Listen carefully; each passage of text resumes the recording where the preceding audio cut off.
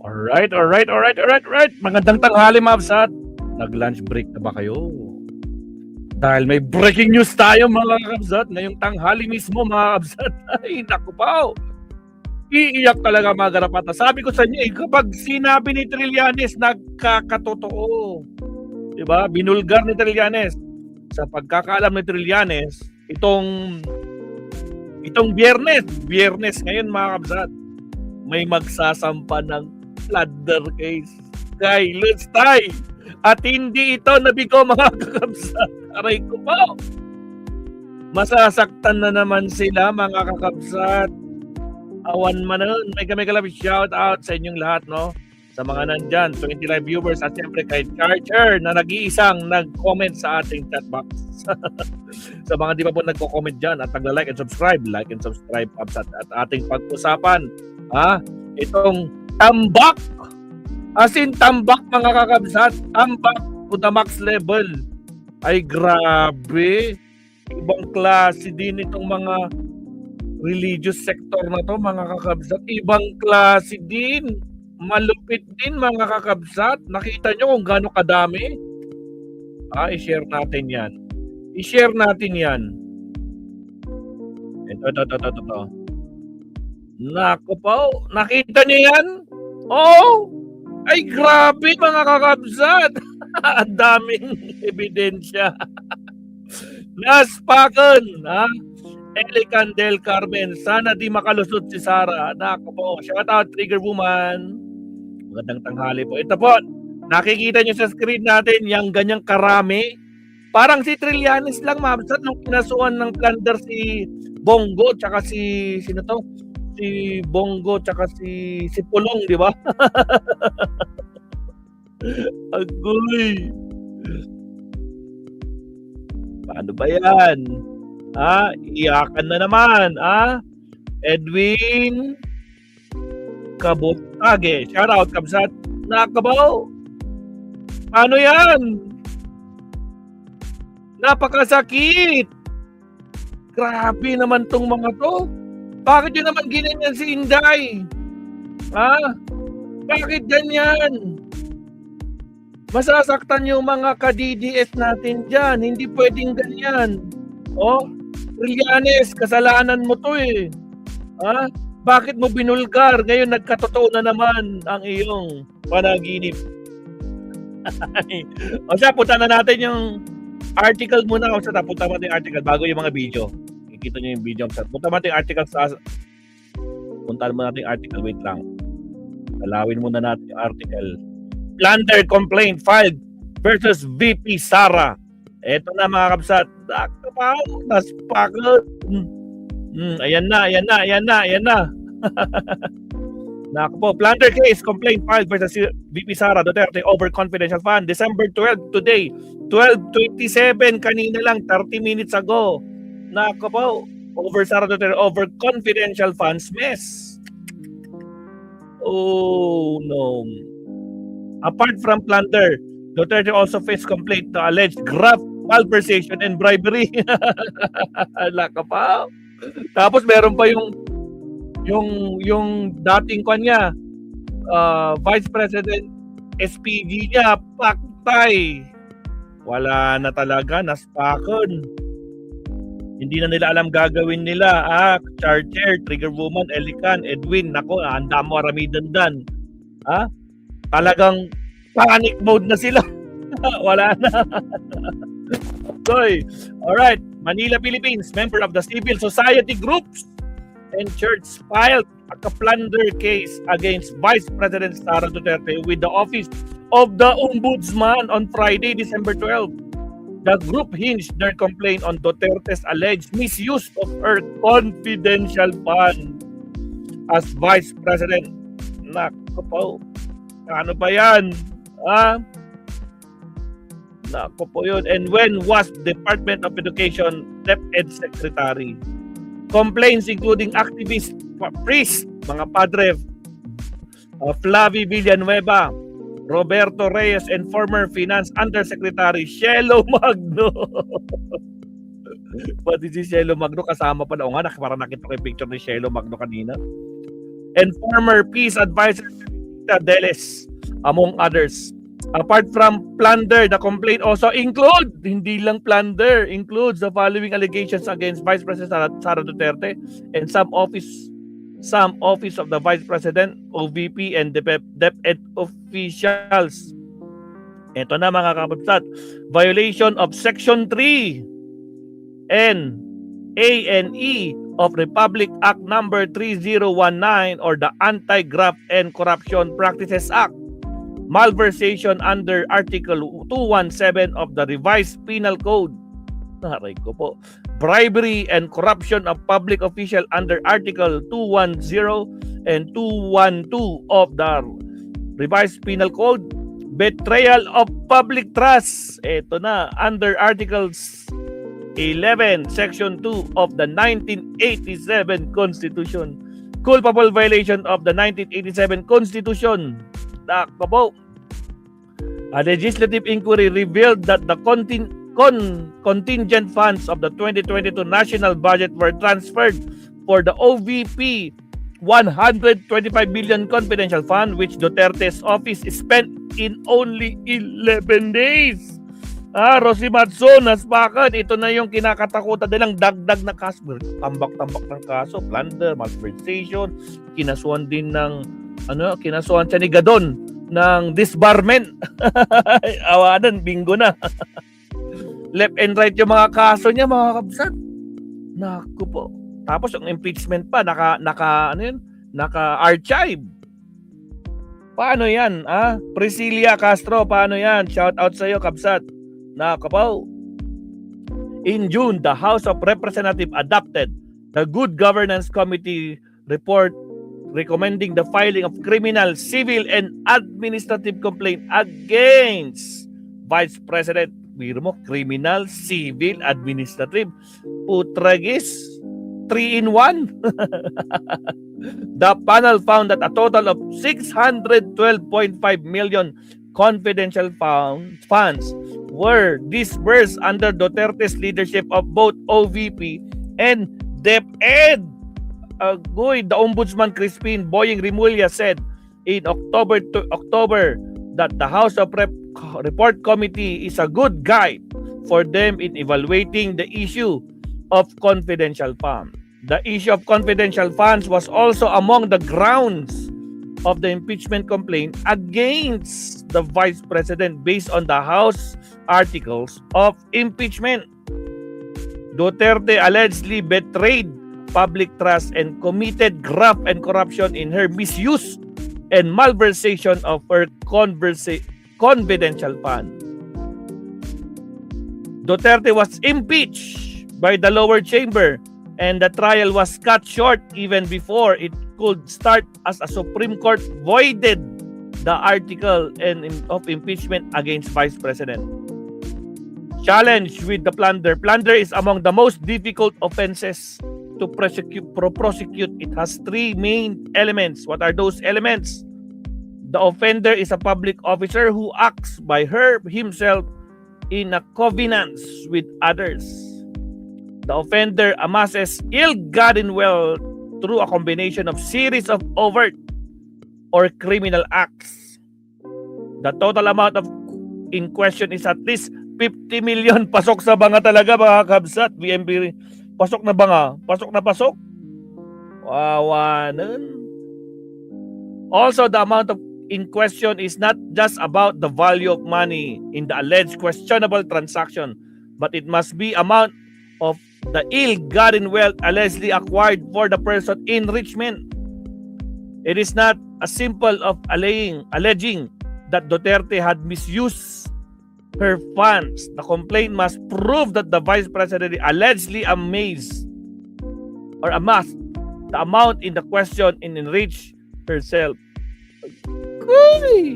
The second element, the amassing, accumulating, and acquiring ill-gotten wealth was done through misappropriation, conversation, misuse, and malversation, and through, second, illegal and fraudulent disposition of assets along to the national government. In the pork barrel scam, Janet Lim Napoles was found guilty of plunder because that the project were proven to be non-existent and the discretionary funds exceeding 50 million had been used to enrich herself. But this was not the case for the big fish like Senator Jinggoy and former Senator Bong Revilla and Juan Ponce Enrile, who were all acquitted of plunder because of anti-graft court said that the elements of the plunder were absent in their respective cases. In the case of Estrada, he was convicted of bribery. The concept of main plunderer also arose in the pork barrel scam, requiring the prosecution to prove that there is a main actor in the case to prove that the plunder had been committed. The only logical conclusion which can be drawn from the circumstances is the confidential fund of the OVP and the DepEd were plundered by the respondent, with the respondent Duterte as the main plunderer. Aray ko po. The complaint against Duterte. Aray, naspakan, awanan. Ha? Lubog na talaga yan. Iyam Tom Hack, shoutout sa'yo, Kabsat. Laka po, wala na. Naku, masama ang kwento. Balita to, mga kakabsat. Paano ba yan? Ha? Paano ba yan?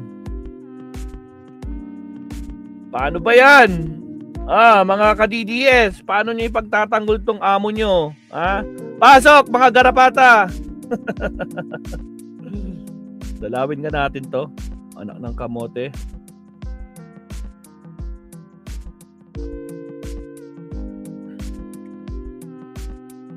Agoy, agoy, agoy. 17 hours. Plunder case versus Sarah case. Lang yung talagang si Contrilliano. Ako, masakit ang loob nila. Yan na mga kabsat. Ang pagkakaalam ko, may magpa-file ng plunder case sa ombudsman laban kay Sara Duterte. Sinabi niya noong December 9. After 3 days, nagkatotoo mga kakabsat. Nako po. Puntahan natin. Nako po. Walang iyakan mga garapata.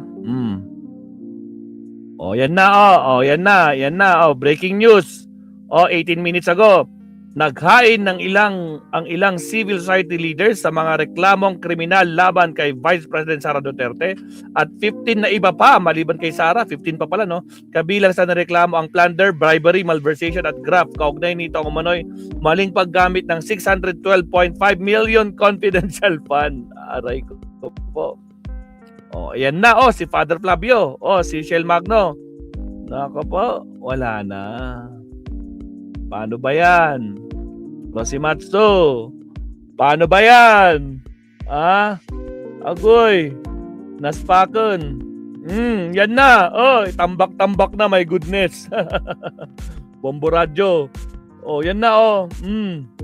Ay, grabe naman kayo. Ay, grabe naman. Ay, gravity. Ay, gravity. Zoom natin. Baka nagkamali tayo ng share. Nako po.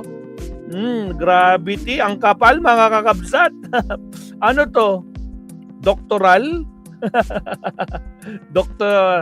Dissertation? Putragis, mga kakabsat. Grabe naman kayo. Baka kulang yung isang araw para basahin lahat ito, Ay, grabing mga ebidensya naman yan. Huwag naman ganyan. Masasaktan yung mga ka-DDS natin dyan. Nako po. Huwag niyong ganyanin. Nako po. Naspakan mga kakabsat. Ito, panoodin natin. Tingnan natin. May nilabas ang Billionaire Channel, mga kabsat. Ay, sorry. Hindi pala Bilyonaryo. UNTV, mga kabsat. Sorry naman. Ayan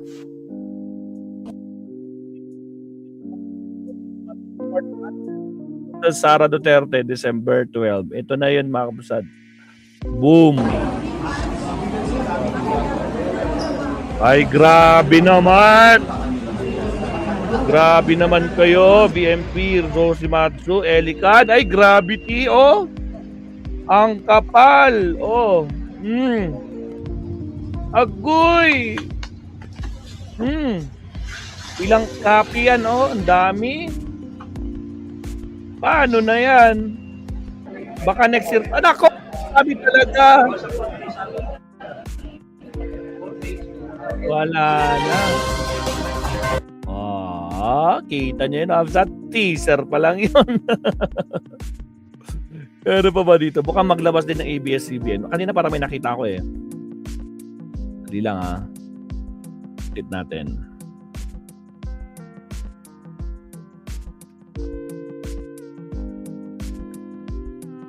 Plunder case. Sara Duterte.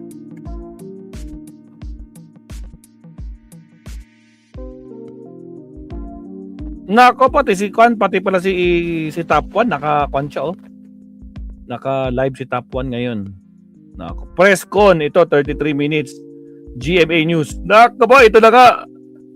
This is it. Oh.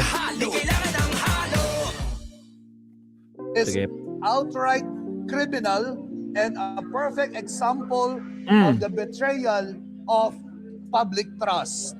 Uy. Today, we call upon the institution of the Ombudsman to put an end to this mockery of the system of checks and balances as enshrined in our Constitution. We fervently hope that our charges of plunder, malversation, bribery, graft and corruption, betrayal of public trust, and gross violation of the Constitution be upheld against Vice President Sara Duterte. And she at least be called upon to account on hundreds of millions of confidential funds that she plundered. And if she fails to do so, she should no less than be found criminally liable for it. Maraming salamat po. Sir, para po sa mga sa publiko, para po mas maintindihan. Naririnig nyo ba? Papaliwanag kung bakit kailangan po harap sa ganito po mga reklamo si Vice President Sara Duterte.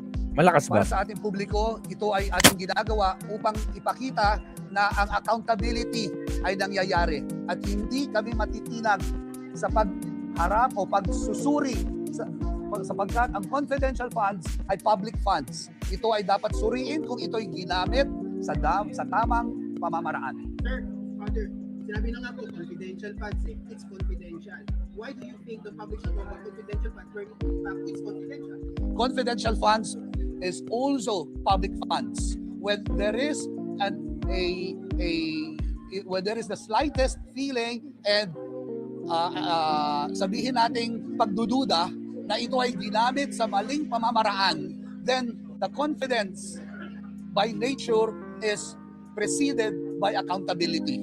Hindi dapat magtago ang isang taong gumamit ng confidential funds sa confidential nature. Accountability takes precedence before the confidential fund. Pero pa, sir, kasi baka yung confidential funds ito will concern national security. Paano kung ma-divulge yung mga sinasabi mo, mga sinasabing companies? Hindi po ba dapat ang national security will be first and foremost before your security accountability? Tama. At ito yung dapat nilang ipaliwanag sa tamang plataforma. Ang problema, hindi naman nila pinaliwanag na maayos eh. Very evasive sila to begin with. And COA itself has already determined that there were misuse and there was a manner of the confidential funds not brought to its proper use. Ano naman pala yung malinaw na nalista niyo po doon ng mga nagawa po ni Vice President Sara at ng DepEd at ng OBP? To begin with, meron tayong nakitang 612.5 na pera na withdraw, na ginamit, ngunit hindi maipaliwanag. Yun ang isa sa nais natin hanapin, harapin, at mapakinggan kung ano nangyari dito. Saan po kayo ka-confident na kung ito under Ombudsman po ito? With a prayer, with the facts that we have presented and have assigned our signatures, we pray that this will be heeded and uusad ang kaso upang mapanagot kung dapat ay panagutin. Kung walang tinatago si Sara Duterte, humarap siya. Pero sir, Father, kasi of course, sabi ng mga supporters ni Vice President Sara Duterte, and it's just a political ploy. I mean, lahat kayo galit kay Sara Duterte, you want her out of Vice Presidency. Ano masasabi po? Galit po tayo sa nanggagamit, galit po tayo sa kasinungalingan, galit tayo sa nagbabaluktot ng katotohanan. Walang politika dito. Bilang pari at simbahan, the truth has always been enshrined in the gospel, and that is why I'm here. Pero Sir, pinag-isa natin na gagawin ni Ombudsman Remulla, Bibi Sara Duterte, executive officer, and thus may immunity from suit din siya in a way. Father, ano po inaasahan natin sa Not the Vice President. So, can you clarify that? clarify that? I'll allow my friends to also respond to that, please. Lapit ko kayo po. Si Bibi Sara Duterte po ay hindi immune sa kaso, no. Nakita natin sa deliberation ng House of Representatives at ito ay sworn statement ng mga empleyado mismo ng DepEd yung abuse sa paggamit ng confidential fund. Pero yan pa na ebidensya na lumabas, hindi pa natin nakikita ang si Bibi Sara, hindi pa lumalabas ang report ng Department of National Defense kung saan nga ba dinala ng pondo yung mga saan dinala yung pondo na binigay sa security ni Bibi Sara. Yan po ay may malinaw na utusan na nag-investiga ang DNP pero hindi pa nakikita. So naniniwala po tayo na with this petition for the Ombudsman to do further investigation, in fact, mas makakalinaw to sa lahat. Lalabas ang facts, lalabas ang ebidensya at mas makakalinaw ang taong bayan kung paano nga ba inabuso ang pondo ng Bakit confidential fund. pagbukas ng mga bank account? Gaano ka-importante din po para po sa inyo? Importante yan kasi Lalabas yung mga bank accounts. Naka po! mag-establish ng kaso ng plunder. Paano siya nakikinabang sa mga pondo na tumaloy? Lagot na. Mabubulgar na yung mga bank accounts. Nang magkaroon ng Iyakan time! laundering council patungo sa ombudsman. Na yun yung inaasahan natin. Dahil yun naman ang function ng Ma'am, i-mention po yung mga fictitious names. Yes. Go ahead. Yes, so lumabas naman yan sa public hearing natin, mga fictitious names, no? At malinaw na may proseso kung paano hindi mako-compromise ang national security. Alam niyo po, yung confidential fund, kahit sinasabing confidential, may malinaw na parameters kung paano ito ginagastos. Hindi po ito PP fund ng mga politiko. May malinaw po objective, purpose kung paano ito gagamitin. At ito po ay napakahalagang ilinaw ngayon dahil alam niyo po, may pending na kaso pa tayo sa Supreme Court on the unconstitutionality of the confidential fund. At hinihintay natin yan. Pero hindi naman po tayo pwedeng tumigil na lang sa paghihintay ng unconstitutionality ng confidential fund. Kailangan din natin linawin yung mga iba pang batas na nag-govern sa confidential fund. At sa pamamagitan ng proseso nito, mas malilinawan kung paano nga ba dapat nililiquidate, dapat ginagastos, at sino nga ba dapat talaga ang nakakaroon ng confidential fund. Hindi ba malaking issue yan na bakit noong 2023 ay nabigyan ng confidential fund ang mga iba't ibang ahensya na wala namang national security functions. So ito yung mga policy issues na kailangan talagang sagutin dahil ito ang mag-guide sa atin sa future kung paano ginagasta ang pera ng bayan. Ma'am, whenever man open po yung money trail, ma'am, may plano po ba tayo mag-file an impeachment complaint? Can you take on the other questions? Sure. Okay. Meron kaming gagawin pa sa taas. Iwan namin yung ibang complainants namin para tumugon naman sa ibang katanungan. Nako po mga kabsat. The Supreme Court decision virtually making it very hard to impeach a public official. Kasi binali ng Supreme Court that again, Duterte versus We hope that this process will also be recognized as something as valuable as such. So, sir, remedy ba ito namin? Given the decision of the Supreme Court? When this it's recognizing that we have various mechanisms, various institutions to hold our politicians accountable. And we have to make sure that these institutions are working for our interest. Sige po. With regards to that question, Sandali lang. sorry. With regards to that question, we're hoping. Wait lang po. Okay, we understand, no, that the ombudsman may in fact recommend impeachment also. So it does address the question. It's up to the ombudsman to investigate and recommend. Kasi of course, this is all, of course, her supporters will claim that this is all politics. It's all against the notion that she will run in 2028 at parang pinipigilan siya tumakbo against doon sa will of her supporters to run for president. What's your thoughts about it? Kasi parang it's all planned. Parang sinasabi ko sa it's all planned against the possible Sara Duterte run in 2028. We don't get into that eh. Ang tinatanong lang namin kung siya ay may pagkakasala dahil nagnakaw siya. Kung ano ang consequences nun, wala ako dun eh. Pero Paktay hindi ka. naman pwedeng hindi siya imbestigahan dahil gusto niyang tumakbo at may ibang taong gustong tumakbo siya. Pero ma'am, of course, yun pa rin magiging sumatotal. Alam mo, ang sinasabi ko lang sa ating Shout mamamayan, out, Alan Valencia. pumasok sa ganyang klaseng labanan ng reasons, no? Kasi laban talaga sa tamang paraan ng pagpopolitika. Yung it's all politics, there's good politics and there's bad politics. And that kind of reasoning is bad politics. Sylvia Estrada Claudio. Sylvia Estrada Claudio. Sylvia Estrada Claudio. Okay.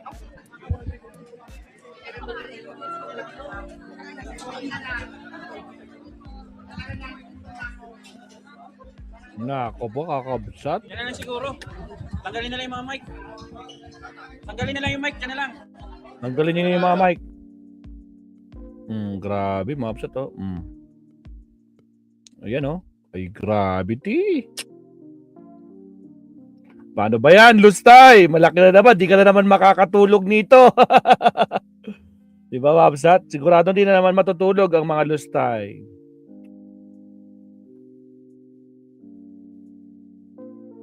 So, nagkatotoo nga, Mabsat. Nagkatotoo ang puting kalapati ni Trillanes. Basta pag si Trillanes nagsabit, putragis nagkakatotoo Napansin nyo? Ha? Nakapsat, napansin nyo? Parating na. Kaya nga inabangan natin, anong pensa ngayon? Uy, 12, 12, 13, 14, 15. Sa 15 guys, may makukulong. Ha? May makakasuhan. May lalabas ng warrant of arrest. Sino? Mga mambabatas. Ay, sino nagsabi? Si Boying Rimulya, mga kakabsat. Agoy! May mga breaking news pa tayo sa susunod na araw. Deo Marte, shout out. Ay, nako po. Agsangit dan, awanon. Paano ba yan, mga kakabsat? So, ayan po, kinasuhan na po si Inday Pusit. Masama sa kalooban ng mga garapata. No, Mabsat? Agoy, hindi na sila makakatulog. Dire-diretso na yan. O, meron pa ba dito? Tingnan natin. Baka meron pa silang announcement. Wala na. Okay, wala na. So, yun na, Mabsat, no? Gravity. Gravity to the max level. Rosimatsu, Ma'am Lenny, Deo Marte. Wala na, naspakan. Pero nyo, tambak na siya ng kaso. Left and right. No? Yung kaso niya kay Larry Gadon. Disbarment. Malversation. Mutragis. Ngayon, plunder.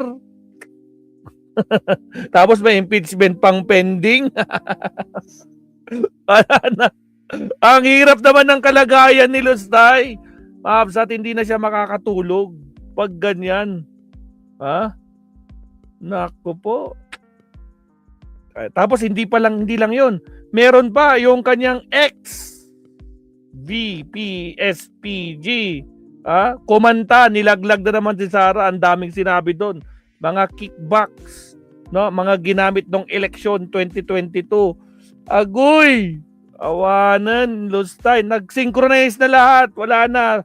Sumabog na. Hindi inaasahan to. Kumbaga parang kay Digong nagulat siya. ICC nasa harap niya. Di ba? Hindi na sila ma-reach. Exactly, Rosimatsu. Hindi talaga sila ma-reach. Sana di matulad ang dating na ibasura lang. Ayun lang. Abangan natin yan.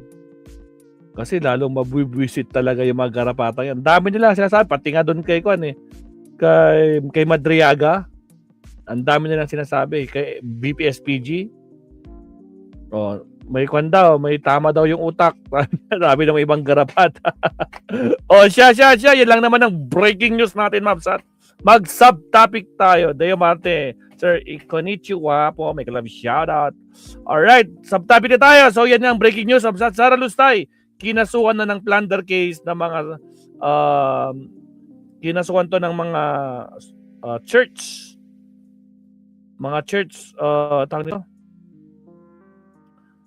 Civil society groups and church filed plunder complaint against Sara Duterte. Agoy! Awad mo nun. Naspak. Shout out, Mami PR. Ada si Mami PR. Kinasuhan si Lustay, Mami PR. Naspak ba nun? Awanan. Agsangit dan. Tragis.